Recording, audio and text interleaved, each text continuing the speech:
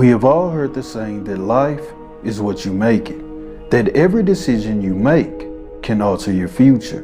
But even when you seem to have everything figured out, fate reveals a new path.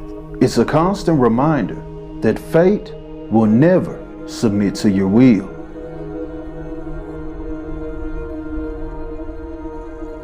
The only thing constant in life is change. It's one of those things that's inevitable. You often hear people ask, what's the meaning of life?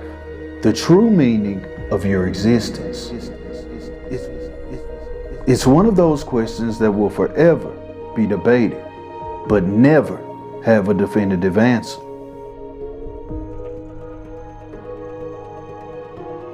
If you were to ask me what's the meaning of life, my answer would be simple. Life is a distraction.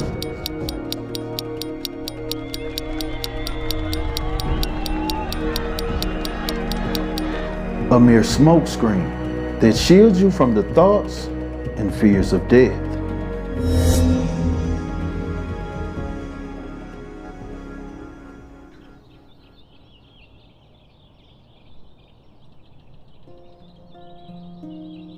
May 8th, 1995. The world would make way for Jacqwelyn Villagomez. She would be born in Modesto, California, to parents Jerry Bono and Edward Joseph. In the early years of her life, she would be raised by her mother, Jerry. But sadly, she wouldn't have much time with her mother because early on, her mother would pass away from AIDS. With this occurring, this would prompt both Jacqwelyn and her brother to move in with their grandmother. In normal situations, when a parent passes away and the child has to go live with the grandparents, things tend to be great. But for Jacqwelyn, this wasn't the case. It's described as an unhappy home. Instead of feeling loved, Jacqwelyn felt like a burden, like someone who didn't belong. At this point, Jacqwelyn has lost her mother at a young age, but she is now living in a home where she feels unaccepted. Needless to say, life was harsh. But like they say, storms don't last forever, and sunshine is just around the corner. She would eventually be taken in by a woman named Jennifer Johnson. Jennifer would love Jacqwelyn as if she were her own. She was raised with love and care. Jacqwelyn would begin her education at Brown Elementary, where she would transition to Airlock Junior High. The next stop on the train would be at Pittman High School, where she would become a track star. She even held a couple of records, which still stand to this day. But for Jacqwelyn, it wouldn't be the last stop. Her and her family would eventually transition to Orange County, where she would be living in Lake Forest, and she would end her education at El Toro High School. By graduation, Jacqwelyn Villagomez was simply known by those who knew her as Jackie. Jackie is described as someone who was fun, loving, a very caring person, someone who was vivacious, but also someone with a glow about them, someone who transferred that energy to others around her. Aside from being a track star at that time, she had picked up a couple of more hobbies. She played the guitar. She was a singer. She wanted to dabble in acting, but she was also an aspiring model. As we all know, graduation sparks the end of being a minor and ushers in a new era, an era of adulthood. Although on paper, life sounded great for Jackie, it wasn't. By the time she hit graduation, she was still struggling with the passing of her mother and her upbringing with her grandmother. Having to experience that growing up left emotional scarring. And although she had a great family and friend support system, it didn't seem to be enough. Jackie would turn to substances to help ease her pain. By July of 2008, Jackie would be 19 years old. By this time in her life, she's described as a free spirit, but still driven. Someone who had dreams with every intention on accomplishing them. She still had a passion for singing. and dancing and acting. But one of her hobbies was visiting the beach. Something about the beach just feels so serene. The beautiful scenery, the sounds of the water waves crashing against the soft sand. The beach also holds an unknown element. Many people sit beachside and wonder about the aquatic life. What truly goes on beneath the captivating waves? But just as life underwater is a mystery, so is life in general, because you never know what's coming your way. And in the year of 2008, this would be the case for Jackie. She would meet a man named John Needum.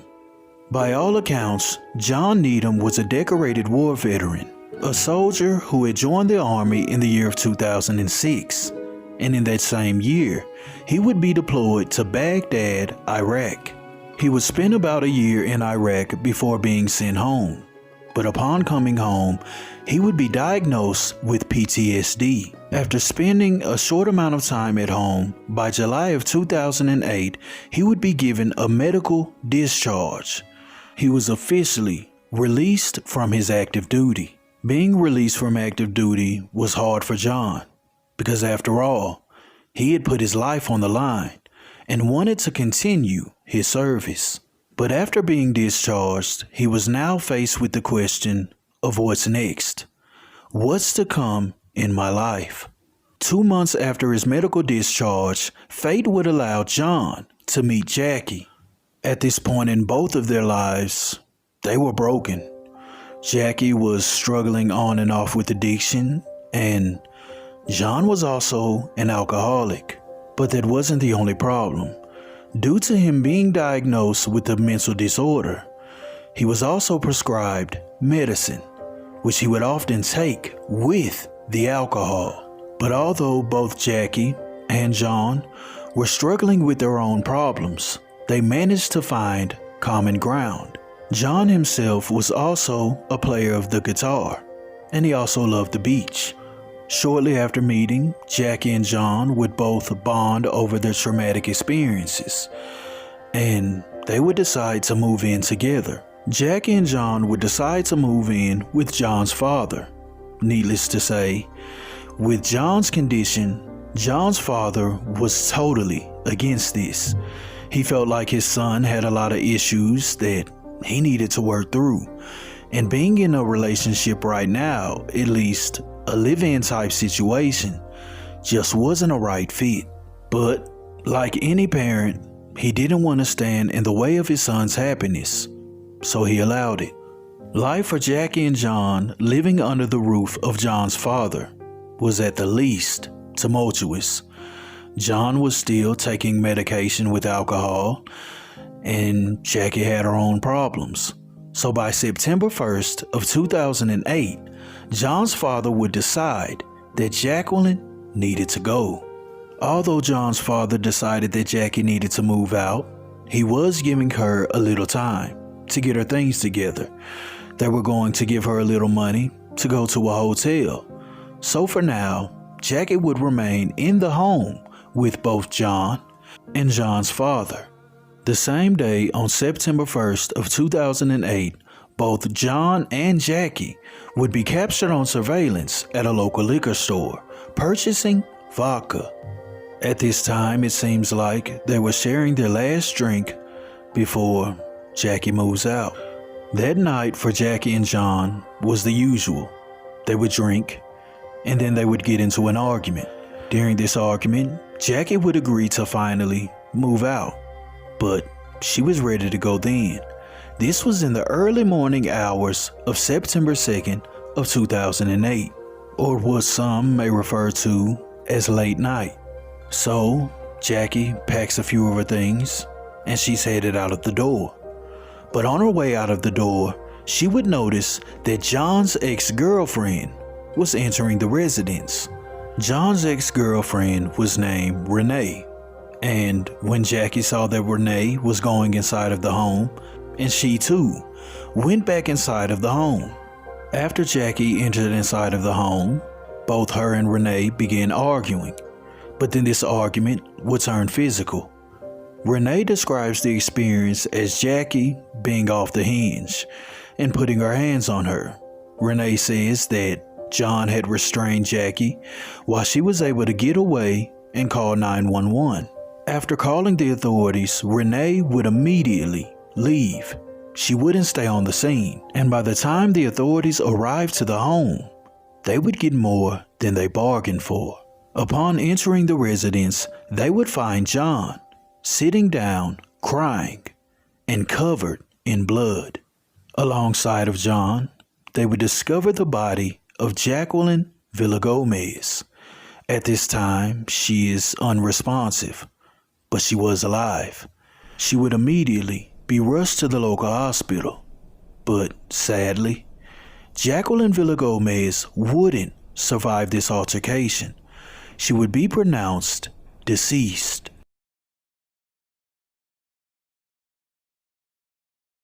John would immediately be taken into custody for interrogation. During the interrogation, John was all over the place. He was questioned on what happened and why he did what he did, because after all, it wasn't a whodunit. They know he did it. But after hours of interrogation, John never provided a straightforward answer as to why he did what he did. He can be seen here in a short clip of his interrogation. What happened in that room? She came in. She was mad. She was waving her hands. She was about Renee. Renee and her yelled at each other. What made you snap, John? What made you snap and beat her? What made you do that? That's what I want to know. Made me snap and beat her. Well, she's beaten to death, John, and you were the only other person in the room. So what happened? That's what we're getting at. What one thing did she do that would have set you off like that? She had to do something to set you off to pull the trigger, right? Don't know. You do know, John. I don't know. I don't know. Okay? I'm a vet. Okay? I have issues. I get set off. I set off over. I don't know. Well, you know, the first part of this interview, you said you're a completely under control guy, but then in the last 5 minutes you told us you went off on the deputy. I'm being accused for murder. How do you expect me to react? Restraint? Let me show some restraint. Guy. Let me show some restraint by not talking. How about that, officer? I don't like your vibe and I don't like the way you are talking to me. I don't care what you like. Of course you don't. I don't care about you liking me. That's not why I'm here. Of course. I want to know why a dead girl is beaten to death in your room and you were the only other guy in there. Why don't you be fair to her? Alright? How about that vibe? That's low. That's a low, low blow. Well, it's going to get a lot lower, John. Do it. Bring it. I ain't talking to you. John. I want my father and I want an attorney in here now. After the interrogation, John would be shipped off to the local jail, where he would remain there. But John would manage to post $1 million bond, meaning he needed $100,000 to get out. Now, it isn't clear how he was able to come up with the money, whether his parents were privileged or maybe they did some kind of fundraiser. But nonetheless, John was a free man, at least for now, because the prosecutor had decided that they were seeking murder charges and he was facing 25 years to life. In the months after making bond, things would begin to surface about John and what he had experienced in Iraq. By now, he has had his arraignment, and he was pleading not guilty to the charges of murder. John would describe his time in Iraq as extremely rough. He said he did a lot, and he experienced a lot. John explains that while in combat, he experienced a head injury that caused him TBI, or in layman's terms, a traumatic brain injury, which can often alter the way you process information, but also react to it. John Needum's court date wouldn't come quick. The year of 2008 would say farewell, and usher in the beginning of 2009. But he still wasn't set to go to trial. His trial was set for 2010. During the year of 2009, John would sit down with 48 hours. I'm sure if you're watching this channel, then you know what 48 hours is.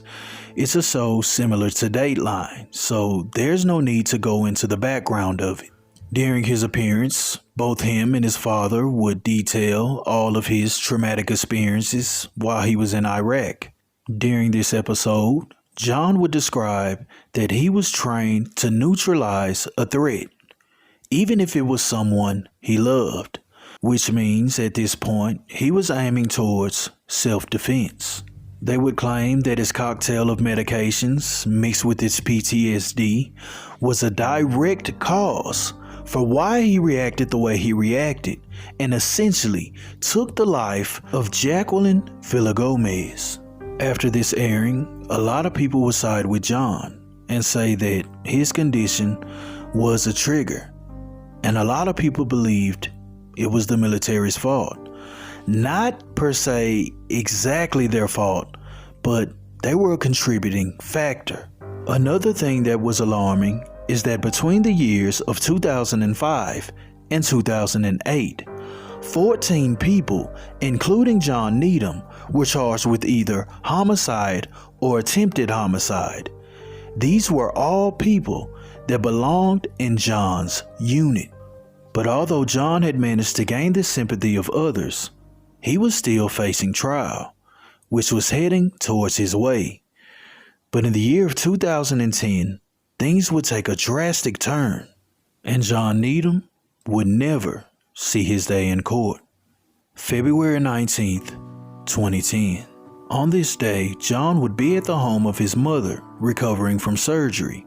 Now, this surgery wasn't anything new. He had sustained injuries during war, and he was still being operated on. But at this time, he's recovering at his mother's home. His mother resides in Arizona. So, seeing that John had an operation, John's brother would decide to drive to Arizona to wish his brother good healing. But on the morning of February 19th of 2010, when John's brother entered his room, he would observe his brother John laying across the bed on his knees, but not responsive. John's brother details that he flips his brother over and he immediately begins performing CPR. He says while performing CPR on his brother would come to, and he would let in a deep breath and then slowly let it out. At that point in time, John's brother was thinking, he's back, he's okay. But that wasn't the case. John Needum would be rushed to the hospital, where he would ultimately be pronounced deceased. An autopsy would be conducted, and during this autopsy, it would state that he died due to an OD of his prescription medication. At the time of his passing, no one knows whether John did this on purpose or whether this was merely an accident. The final autopsy would list his COD as undetermined. In the end, he would suffer the same fate as Jacqwelyn Villagomez. He would be buried without any real answers. Come back tomorrow. You know it's not enough that I can make you laugh. Why try to borrow even more time you never have? Farewell. Thou art too dear for my possessing, and like enough thou knowest thy estimate. The charter of thy worth gives thee releasing. My bonds in thee are all determinate. For how do I hold thee but by thy granting? And for that riches, where is my deserving? the cause of this fair gift in me is wanting. There's always something, and I can try to change, but you want something else. Why cut off your wings? You could change the world and I'd still be a mess. It's too late, too late, too late, too late. Slide down the rooftop, slide down the rooftop. It's too late, too late, too late, too late. You'd have to rebuild me from the ground up, from the ground up. When it comes to what happened to 19-year-old Jacqwelyn Villagomez, it is completely heartbreaking to lose her life at such a very young age. Someone who was loved and cherished, but never got to see her dreams come to pass. My heart goes out to her family and her friends. As to the question of why John did what he did, I guess it's undetermined. Just like his passing. Rest in peace, Jacqwelyn. Thank you for being a light for others.